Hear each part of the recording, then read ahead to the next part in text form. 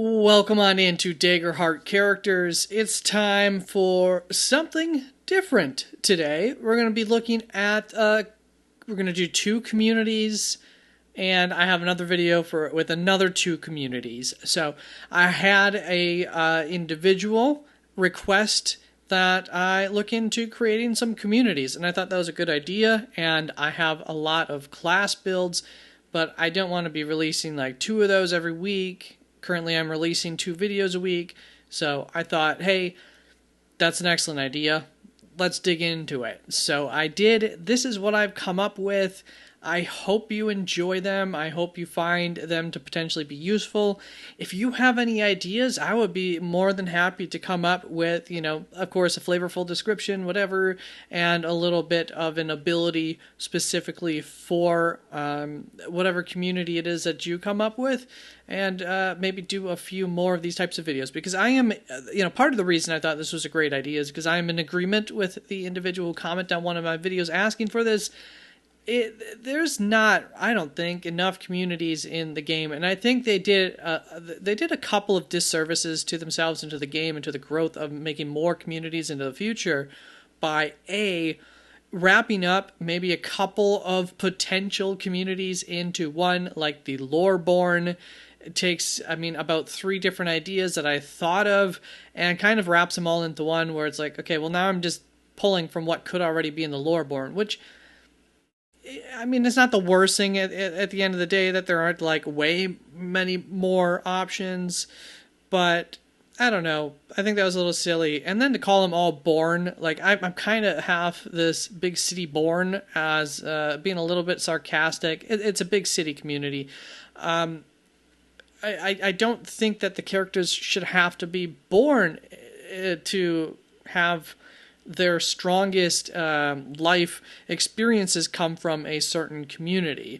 I think you could definitely be a 50-year-old character or even a 35-year-old character who at the age of 16, 17 leaves home, and maybe only half of your life has been spent in a different community than the community you're born with.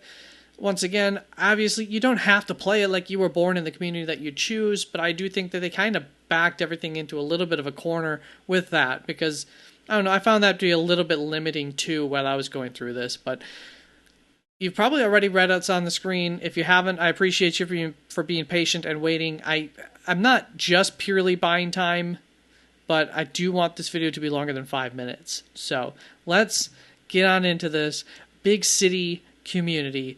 Big city born. I could put born right here, right? I think that's how it's supposed to be, technically, if I really want to match what they say in the books. But being from a big city community means you've grown up in a civilized society with a wide variety of exposure to different communities and lifestyles, from bustling markets to sprawling civic centers.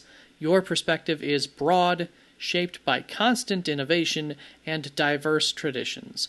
Those from the big city are not only proud of the greater community from which they live, but often have a more localized sub-community that their values align with the most. However, no matter your local community, it's impossible to live in a big city and not witness the grandeur of civic achievement, the magnificent parades, the relentless pace of innovation, and the marvelous architectural feats, as well as the intricate social systems that divide and connect its inhabitants. I hope you like that flavor. This is what you get if you want to be big city born. Diverse upbringing. You have advantage on rolls to identify unfamiliar customs, understand and navigate social hierarchies, and recall lore related to still living cultures or communities. And I'm glad that I thought of limiting this to still living cultures and communities. This is supposed to be stuff that you've learned growing up in the big city, stuff that you were exposed to in your time in a big city from, being around different parts of town, growing up with different types of friends from different backgrounds, etc., you kind of pick up these types of things. I mean, for instance, myself personally, from a medium-sized city, but one that has a big Hmong population relative to its size, and I happened to go to a Catholic school that had a Hmong are also Catholic, so there were a lot of Hmong people at my school. I happened to learn, obviously parts of Hmong culture. I'm not super well versed in it, especially these days, but it was obviously, I think, very valuable to have that kind of experience growing up early. There's other things that are valuable too. That doesn't have to be part of your life, but it is definitely something where I could recall random things about Hmong culture that probably a lot of people couldn't, because they just were never exposed to that and, never had to study it or anything like that either. So that's kind of the idea for the big city born. Now on to the small town born. And yeah, just as stereotypical as the big city born is, the small town born is going to be stereotypical in the opposite direction. And that's okay, right? I think it should be. Hopefully it's okay. Now, for the small town, being from a small town community means that you grew up. You grew up. What is that? So being from a small town community means you grew up in a place where sometimes life moves at a slower pace, and every face you saw was a familiar one. I don't know if I kept up with the appropriate, I feel like that was already two different tenses there. You grew up, saw... Okay, no, we're saying in the same tense. Hopefully I stayed in the same tense throughout this whole thing. In small towns, everyone knows everyone, and everyone knows everyone's business. There are no secrets, only shared histories and whispered rumors. Individual ownership often means crafting things with your own hands. Luxury goods are found few and far between. But that's how small town communities prefer it. They don't place their value or worth in tangible things. Instead, hard work and tightly knit friendships are the true currency of social status. A helping hand, a reliable support system, and self-policing defines these communities.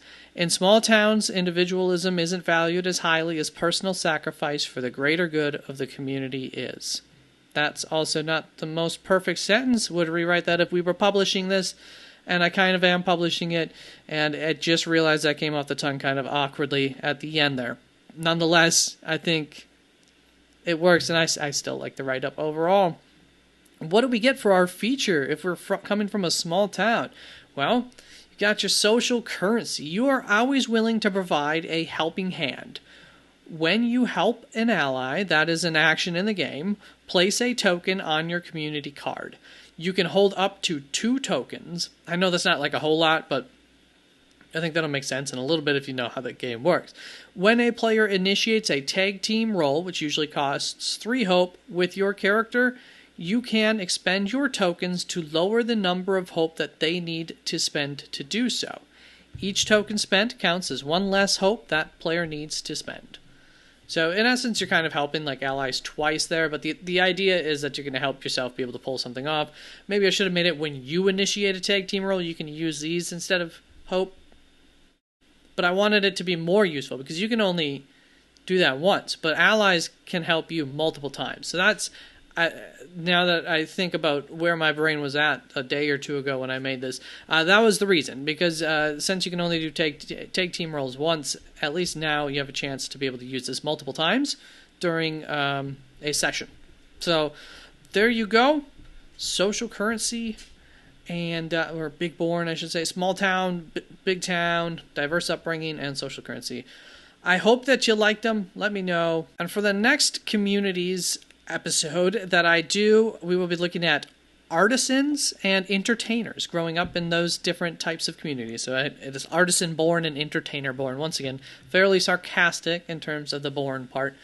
But that is our identity, right? Thank you very much, guys. I hope to see you soon. If you like this stuff, please like the video. That helps to let YouTube know that you liked it, so that way other people can find it as well. And it helps me to know that I should continue to make these things. And let me know anything that you would like to see. I've gotten a couple of requests now. Here, I'm doing one of them right here. So I definitely intend to follow up on them when able to and when possible and when I can come up and do your idea justice, you know.